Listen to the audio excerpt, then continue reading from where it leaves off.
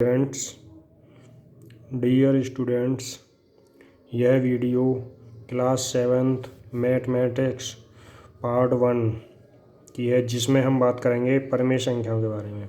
परिमेय संख्या से पहले हमें जानना जरूरी है प्राकृतिक संख्या। प्राकृतिक संख्या क्या होती हैं?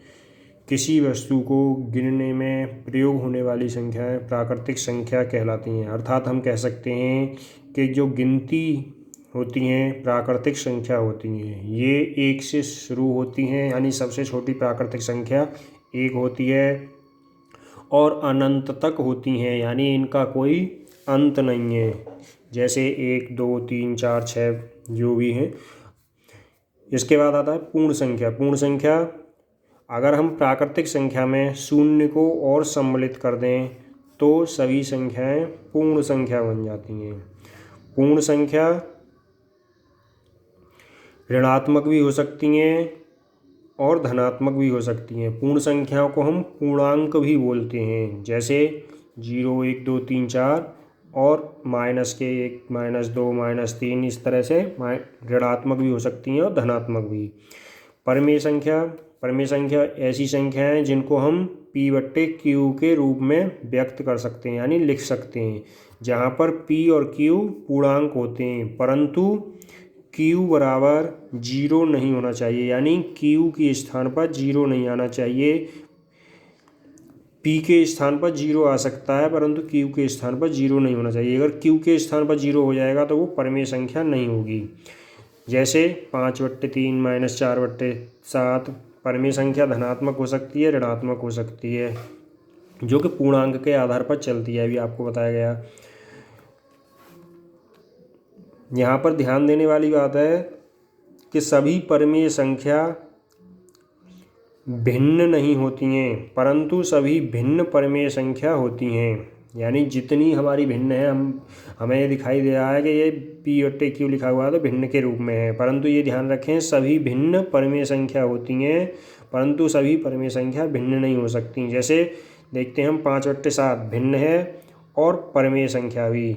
यदि हम इसका लिख दें -5/7 तो ये केवल परिमेय संख्या है, परंतु भिन्न नहीं, क्योंकि यहाँ पर हमारा चिन्ह ऋण का यानी माइनस का चिन्ह आ गया, ये ऋणात्मक हो गई। जबकि हमारी शून्य भी एक परिमेय संख्या है, जैसे 0/5 लिख देते हैं तो ये हमारी एक परिमेय संख्या है, या 0/2, 0/9, 0/12 ये हमारी परिमेय संख्या हो जाएगी। इसलिए हमारा शून्य भी एक परिमेय संख्या होती है। इसी क्रम में हम देखते हैं आगे एक्सरसाइज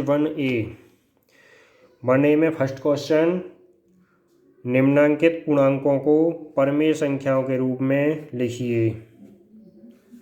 परिमेय संख्याओं के रूप में लिखिए जिनका हर 1 हो। यहाँ पर ऑप्शन दिए गए -7, 11, 27, -45, 71।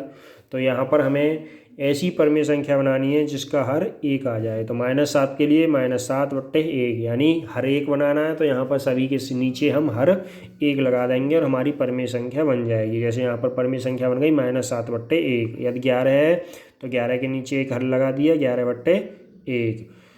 तो इस तरह से हम शेष स्वयं कर सकते हैं। सेकंड क्वेश्चन है -4/5 को ऐसी परिमेय संख्या के रूप में व्यक्त कीजिए जिसका अंश है, जो अंश दिया गया है कि 8 अंश हो जाए, -16, 20, 24, इस तरह से अंश हो जाए इनके। तो हम पहला खंड करते हैं 8, यानी अंश 8 हो जाना चाहिए। हमें संख्या दी गई है -4/5, 4/5 का अंश है -4 और हमें अंश करना है 8। तो 8 अंश करने के लिए हम 8 में -4 का भाग दे देंगे, तो आंसर आ जाएगा -2। इसलिए जब हमारा आंसर -2 आ गया तो 4/5 के अंश और हर दोनों में हम -2 का गुणा कर दें। -2 का गुणा करते हैं तो -4/5 में -2 का गुणा करने पर आंसर आता है 8/-10। तो यहाँ पर हमारा अंश हो गया 8, जो कि हमें चाहिए, यानी क्वेश्चन में दिया गया है कि अंश हमारा 8 हो जाए, तो ये अंश हमारा 8 हो गया। अगर हम सेकंड खंड देखते हैं -16 संख्या दी गई है हमें -4/5, -4/5 का अंश है 4, अंश करना है हमें -16, इसलिए -16 में -4 का भाग देंगे, आंसर आएगा हमारा 4। अब हम इस 4 का गुणा -4/5 के अंश और हर दोनों में कर दें, तो -4 में 4 का गुणा करते हैं तो आंसर आता है -16, और 5 में 4 का गुणा करते हैं तो आंसर आता है 20, यानी परिमेय संख्या बन गई -16/20, जिसका अंश हो गया -16। तो इस तरह से हम इनके अंश को चेंज कर सकते हैं। इसी तरह तीसरा क्वेश्चन है कि -5/7 को ऐसी परिमेय संख्या के रूप में व्यक्त कीजिए जिसका हर जो दिया गया है हो 7, -14, 21, -35। तो 7 अंश हमें 7 करना है, संख्या दी गई है -5/7, -5/7 का हर है -7, और इसे 7 करने के लिए 7 में -7 का भाग दे देंगे, तो आंसर आ जाएगा -1। अब इस -1 का गुणा अंश और हर दोनों में कर दें, यानी -5/7 के अंश हर दोनों में -1 का गुणा करते हैं, तो -5 गुणा -1 बराबर 5, -7 गुणा -1 बराबर 7। तो इस तरह से हमारी परिमेय संख्या बन गई 5/7। तो इसका हर हो गया 7, जो कि हमें दिया गया है।